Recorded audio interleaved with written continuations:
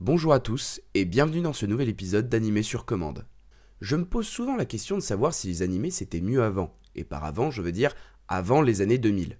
C'est une question qui peut être posée car en effet on remarque que la tendance a beaucoup évolué. Les dessins sont devenus pour la plupart plus simplistes et le souci du détail un peu moins présent qu'auparavant. Bien sûr, jusqu'à maintenant nous avons traité que d'animés jouissant d'une réalisation des plus soignées, ce qui rend mon propos quelque peu caduc.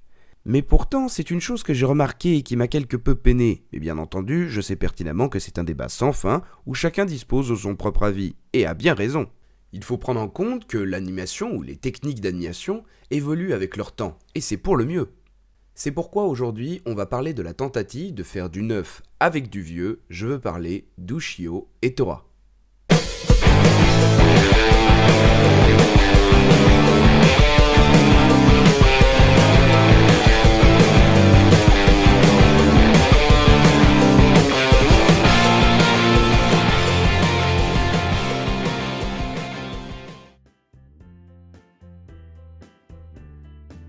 Ushio et Tora est un animé de type action fantastique de 26 épisodes sorti en 2015. Il est basé sur le manga shonen Ushio to Tora, créé en 1990 par Kazuhiro Fujita. Enfin c'est cool tout ça, mais ça raconte quoi de beau ? L'histoire se passe dans les années 90 et commence avec le personnage de Ushio, un jeune garçon vivant avec son père. Ce dernier lui raconte l'histoire transmise de génération en génération au sujet de l'un de ses ancêtres qui aurait empalé un démon sur une pierre d'autel de temple avec la lance légendaire. Ushio n'y croit pas du tout et pense même que tout cela sort purement et simplement de son imagination. Il va bien devoir réviser son jugement, car en faisant le ménage dans l'une des remises du temple où ils vivent, le jeune garçon va finalement trouver le monstre en question dans le sous-sol du débarras.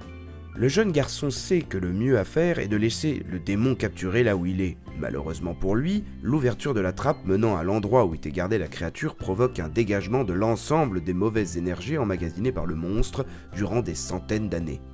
Cet événement va bouleverser l'équilibre et va réveiller tout un tas d'autres mauvais esprits. Pour y faire face et sauver ses amis, Ushio n'aura d'autre choix que de libérer Tora de sa captivité et de faire équipe avec ce monstre.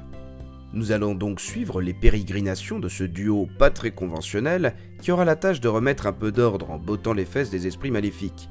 La tâche ne sera pas aisée, d'autant plus que Tora n'aura qu'une seule idée en tête, dévorer Ushio à tout prix. Voici pour l'histoire. Bien évidemment, je ne préfère pas vous en dire plus, car contrairement à ce que pourrait dire ce bref résumé, la trame va brasser de nombreux sujets, bien plus intéressants qu'une banale chasse aux monstres. C'est maintenant le moment de donner mon petit avis personnel. Avant toute chose, petit passage du côté de l'opening ainsi que de l'ending, qui en plus d'être dynamique et de bonne qualité, effleureront, j'en suis sûr, la fibre nostalgique chez certains. En effet, pour ceux qui ont grandi dans les années 90, je pense que le côté instrumental et vocal rappelle des génériques comme celui de Dragon Ball, d'Hokuto no Ken ou Senseiya pour ne citer que. Au niveau de l'animation, on ne peut qu'être bluffé par la réalisation qui donne un véritable cachet à cet animé. C'est un grand plaisir de retrouver un côté too much dans l'action, surtout avec un chara-design très fidèle au manga d'origine. C'est ce qui explique pourquoi nous retrouvons aussi des personnages avec un look très 90s, ce qui est justement un bon point car il permet non seulement de donner un côté vieux shonen à l'ancienne, mais également de le marier à merveille avec ce qui se fait aujourd'hui. C'est surtout l'expression des personnages qui profite à tout cela.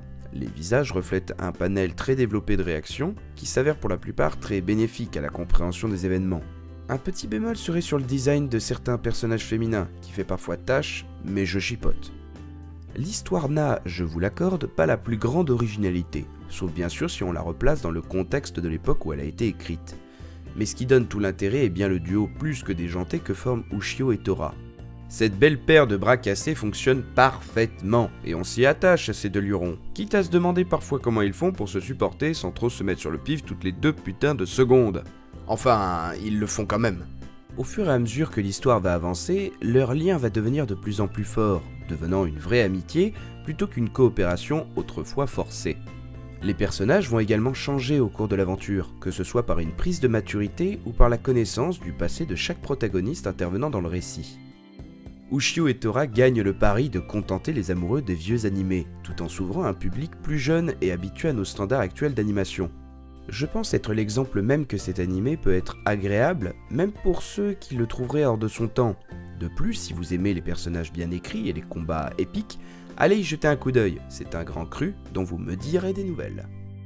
J'espère que je vous ai donné envie de regarder ou de re-regarder cette série. N'hésitez pas à partager cette vidéo si elle vous a plu, à laisser un commentaire pour me dire ce que vous en pensez. Quant à moi, je vous souhaite une bonne journée et je vous dis à la prochaine.